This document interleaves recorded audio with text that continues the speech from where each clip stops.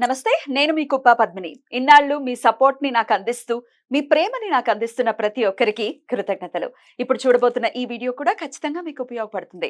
Like, share and subscribe చేసి మీ ఇష్టాన్ని, అలాగే మీ సపోర్ట్‌ని నాకందించండి. అలాగే ఈ వీడియో పట్ల మీ అభిప్రాయాన్ని కామెంట్ సెక్షన్‌లో కామెంట్ చేసి నాకు తెలియజేయండి. నమస్తే. నమస్కారం. శుభోదయం కార్యక్రమానికి స్వాగతం. ఈరోజు 8వ తారీఖు జూన్ నెల 2024వ సంవత్సరం శనివారం.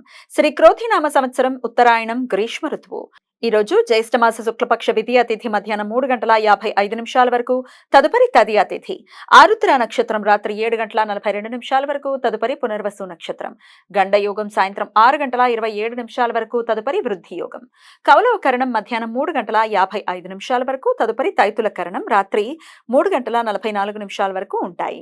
నక్షత్ర వర్జం తెల్లవారుజామున 4:07 నుండి ఉదయం 5:42 వరకు.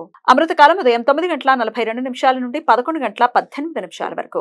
హైదరాబాద్ ప్రాంతం వారికి సూర్యోదయం ఉదయం 5:41 సూర్యాస్తమయం సాయంత్రం 6:50 చంద్రోదయం ఉదయం 7:02 చంద్రాస్తమయం రాత్రి 8:51 అభిజిత్ ముహూర్తం పగలు 11:49 నుండి మధ్యాహ్నం 12:42 వరకు. దుర్ముహూర్తం ఉదయం 5:41 నుండి 7:26 వరకు. రాహుకాలం ఉదయం 8:58 నుండి ఉదయం 10:37 వరకు. గుళిక కాలం ఉదయం 5:41 నుండి 7:20 వరకు. యమగండం మధ్యాహ్నం 1:54 నుండి 3:33 వరకు. జ్యేష్ఠ శుక్లపక్ష విధియ రోజుని సోమపద పుణ్యకాలంగా పరిగణిస్తారు.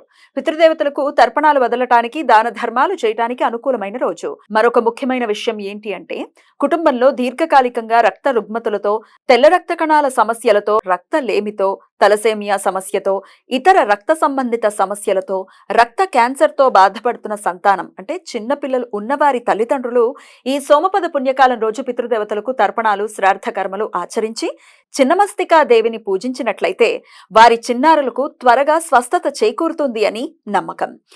విశ్వనాథ్ ప్రసాద్ గారి అనుభవంలో ఈ వ్యాధులతో బాధపడుతున్న 3 చిన్నారులకు స్టెల్ సెమ్ థెరపీ ద్వారా నయం కావటం చూశారు. కాబట్టి ఇటువంటి అనారోగ్యాలతో ఉన్న చిన్నారుల తల్లిదండ్రులు వైద్య నిపుణుల సలహాలు ఆచరిస్తూ సోమపద పుణ్యకాలంను ఉపయోగించుకోవాల్సిందిగా మనవి. అగ్నిపురాణం, కల్కి పురాణం మరియు కృష్ణ యజుర్వేద సాంప్రదాయం ప్రకారం ఈరోజు బౌద్ధ కల్కి జయంతి. దశావతారాలలో కల్కి అవతారం 10వ మరియు ఆఖరి అవతారం. కలియుగాంతంలో కల్కి అవతరిస్తాడు అని నమ్మకం. ఈరోజు వైష్ణవ దేవాలయాల్లో ప్రత్యేక పూజలు జరుగుతాయి. ఈ సమాచారాన్ని మనకు అందించిన వారు మేడికొండూరు విశ్వనాథ్ ప్రసాద్ గారు. ఆయనకు కృతజ్ఞతల్ని తెలియజేస్తూ నారాయణ స్మరణతో సమస్త సన్మంగళాని భవంతు. నమస్కారం.